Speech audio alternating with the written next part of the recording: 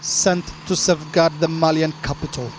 French forces arrive in Bamako as aerial bombardments against rebels in the north continued for a second day. These men have orders to protect Bamako and also ensure the security of French nationals in the city. President François Hollande says French intervention in Mali's north has succeeded in halting the rebel advance. France, at the request of the President of Mali and in compliance of the UN Charter, yesterday committed itself to support the Malian army, faced with the terrorist aggression which is threatening the whole of Western Africa. The Ansar al-Din fighters who are linked to Al-Qaeda and want to establish Islamic law in the country had managed to push back Malian troops. But with French help, the Malian government says it has now retaken the strategic town of Kona. Sources in Bamako told Al Jazeera that the rebels have their eyes set on the town of Sevare, which would hand them control of an airport. Sevare is 600 kilometers from Bamako. Many had been waiting for the Economic Community of West African States, ECOWAS, to stop the rebels. French soldiers are facing a tough opponent. Within hours of Paris announcing it had begun military operations, news broke of the first French casualty.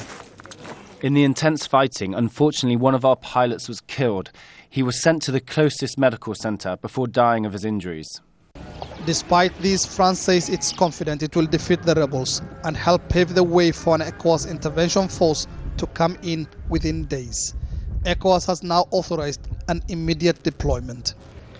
Mohamed, Adow is in Bamako. Mohamed, what can you tell us about the fighting that's been going on in Kona?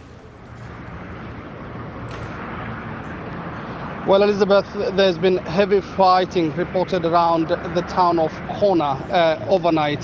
The French forces have continued their sustained aerial bombardments against the Ansar al-Din group. According to sources here in Bamako, the Ansar al-Din have their eyes on the town of Sevare. It is a town that is strategic and also has an airport, and people say this airport is what the Ansar al-Din are after. The French forces are saying they have managed to halt the onslaught by the Ansar al-Din against major towns such as Kona, and now the Malian government is confirming that they have Kona tightly under their control. Here in Bamako, there is a sense of unease among people here.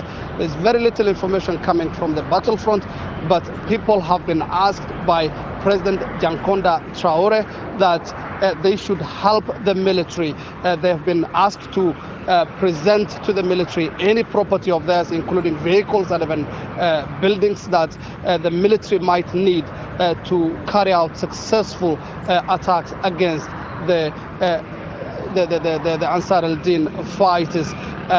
Many people support the French intervention, but there are those who say the presence of the French troops here is going to complicate matters.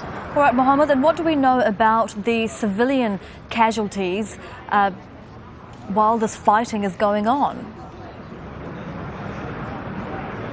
Indeed, a presidential spokesman had a television address yesterday to members of the public, and he confirmed 11 people have died in the town of Kona, which was the scene of most of the bombardments. The mayor of Kona town, Mr. Tijan C, has said that 3 of the dead. He also confirmed the death toll of 11 civilians killed in the bombardment and said 3 of the dead were children who jumped into a river to try and avoid the heavy bombardments in the city. So civilian casualties being reported in the onslaught against the Ansar al-Din fighters. Right, that's Mohamed Adow joining us from Bamako in Mali. Mohamed, thank you.